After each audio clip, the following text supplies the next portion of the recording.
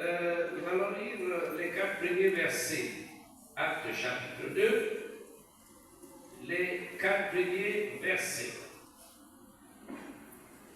Le jour de la Pentecôte, ils étaient tous ensemble dans le même lieu. Tout à coup, il vint du ciel un bruit comme celui d'un vent impétueux, et il remplit toute la maison où ils étaient assis. Des langues semblables à des langues de feu leur apparurent, séparées les unes des autres, et se posèrent sur chacun d'eux. Et ils furent tous remplis du Saint-Esprit, et se mirent à parler en autre langue, selon que l'Esprit leur donnait de s'exprimer. Gloire à Dieu. Gloire à Dieu. Et oui, ce jour-là, l'Église est née, l'Église de Jésus-Christ. L'Église dont parlait Jésus. Il disait, je bâtirai mon Église, je bâtirai mon Église. Alors il s'agit de cette Église qui est née le jour de la Pentecôte. Gloire à Dieu. Et ce jour était bien évidemment la célébration de l'effusion du Saint-Esprit sur les 120 disciples. Le mot Pentecôte en grec, Pentecôte, qui veut dire 50e jour après la Pâque. Alors, ils ont célébré le Pentecosté. Donc, en grec, le Pentecosté, ce qui signifie 50 jours après la Pâque. Alors, je vais, dans mon message, parler de la symbolique et la propriété du feu. Ensuite, je parlerai du feu dans la vie chrétienne. Que fait le feu du Saint-Esprit dans la vie chrétienne?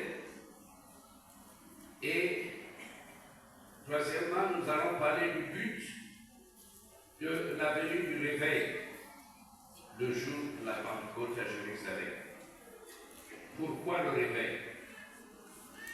Et ça va expliquer pourquoi nous voulons aussi un réveil maintenant, dans notre siècle présent. Voilà, ce sont là les 3 points que je vais développer. Nous venons de lire un passage que nous connaissons, et dans ce passage, nous trouvons la symbolique, ou si vous voulez, le symbole. Je vais parler du symbole du feu. Il y a eu un symbole, le symbole du feu. Si vous rentrez à l'école biblique, que ce soit au CFD, à l'école pastorale, ou dans d'autres structures de formation, il y a ce qu'on appelle la pneumatologie. La pneumatologie, c'est une matière que j'ai enseignée dans les écoles pastorales. La pneumatologie parle du Saint-Esprit, l'œuvre du Saint-Esprit, le baptême du Saint-Esprit, les dons du Saint-Esprit, le fruit de l'Esprit. La pneumatologie est une matière qui englobe tout cela.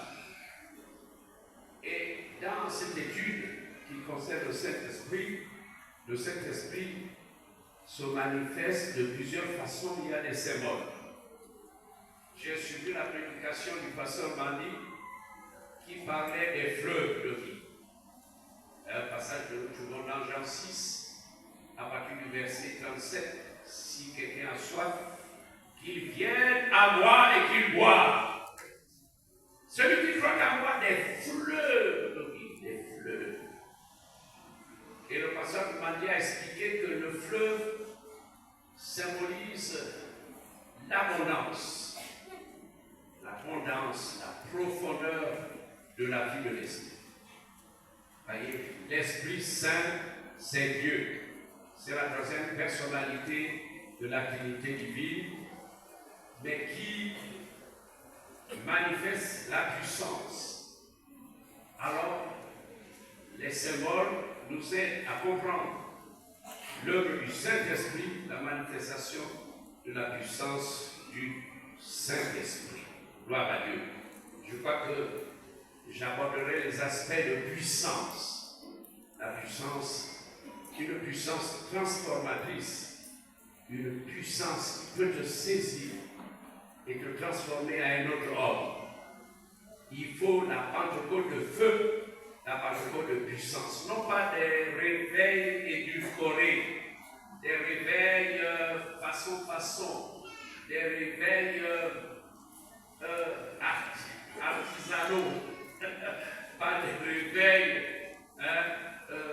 inventés, avec des parlers en langue qui ne sont vraiment pas des langages de Dieu.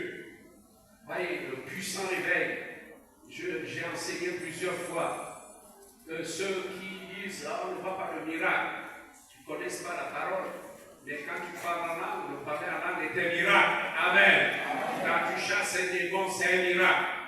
Comme quoi, beaucoup de pentecôtistes ne connaissent pas la parole. Et ils ne glorifient pas Dieu à cause de leur ignorance. Mais je veux que vous ayez la révélation du Saint-Esprit et que vous sachiez comment Dieu est fidèle, comment il agit. Il agit depuis les petits commencements. Et il évolue avec vous, il monte avec vous dans les hauteurs. Amen. Nous avons un Dieu vraiment merveilleux et nous devons avoir la connaissance de la parole.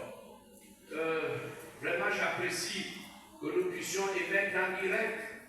Et grâce à Dieu et grâce à l'expérience qu'il m'a donnée, pour que je sois un expert dans le domaine de la divinité. C'est ça qui m'a donné le doctorat, un doctorat en divinité. Et je dois vous expliquer comment l'Esprit travaille, comment ce Dieu merveilleux a envoyé son Fils sur la terre pour sauver les hommes. Et son sacrifice nous a accordé la rédemption. Quand on parle de la rédemption, on pense au rachat. Parce que nous étions des otages, des captifs. Et lui, le Rédempteur, a payé la rançon pour nous libérer. Amen. Amen. Satan a été désarmé et il a été vaincu. Oui, parce que Christ a dépouillé toute sa puissance. Oh, gloire à Dieu. C'est ça l'évangile, le vrai évangile, qui n'est pas un évangile, n'est-ce pas, l'apprenti sorcier. Un évangile. Oh, et beaucoup de choses sont tordues. J'écoute des enseignants, des enseignements dans les réseaux sociaux tordus. Oh, il n'est pas possible. Mais ce qu'il faut pour nous les prédicateurs, c'est la révélation de la parole. Pas expliquer la parole littéralement, mais selon l'esprit. Amen. Amen. Voilà, Dieu, il y a aussi l'expérience. Tu peux me dire toute ta philosophie. Tu peux parler de toute ta théologie. Mais il y a le vécu, oui, ce que j'ai connu, les difficultés, et comment Christ est venu m'aider. C'est pour ça que l'homme aveugle qui avait été guéri a dit, je sais une seule chose.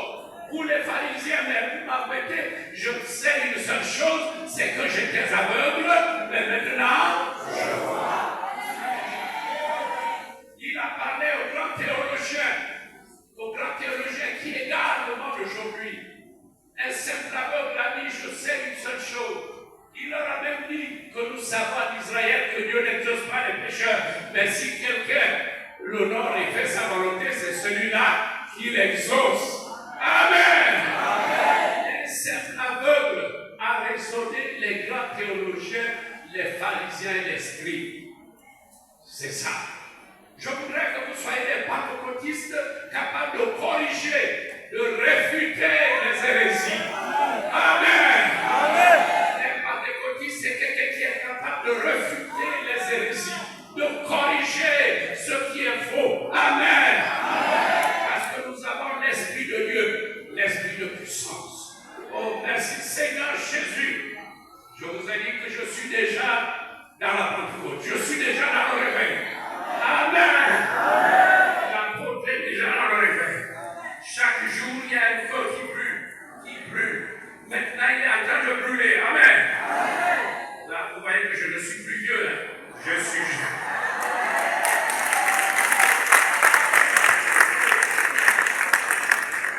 Alléluia!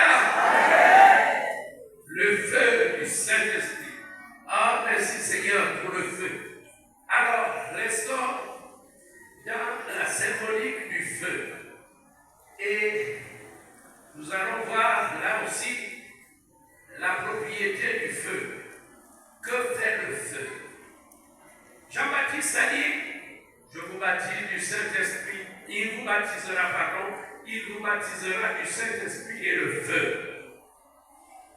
Il vous baptisera du Saint-Esprit et le feu.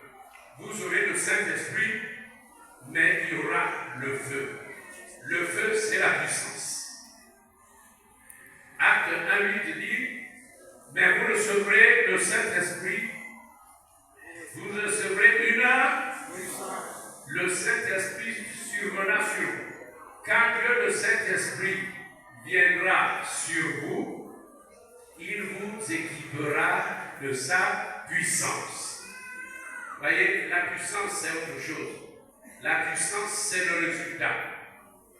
La puissance, c'est une bénédiction. Mais le Saint-Esprit, c'est Dieu lui-même. Quand Dieu descend quelque part, tout change. Amen. Parce qu'il est le Créateur. Et le Saint-Esprit est le Dieu créateur. Oui, il est là, Elohim. Elohim est pluriel.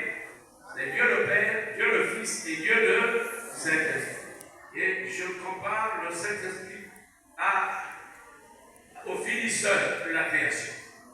Quand le Père dit que la lumière soit, la lumière qui est descendue, c'était le Fils de Dieu. Donc c'est pour ça que Jésus a dit, je suis la lumière du monde. Et c'est grâce à la venue de la lumière que Dieu a pu créer pendant 6 jours. Et chaque jour, il voyait que ce qu'il faisait était bon. C'est à cause de la lumière. Là, chaque jour, il y eut un matin, il y eut un soir. Oh, gloire à Dieu.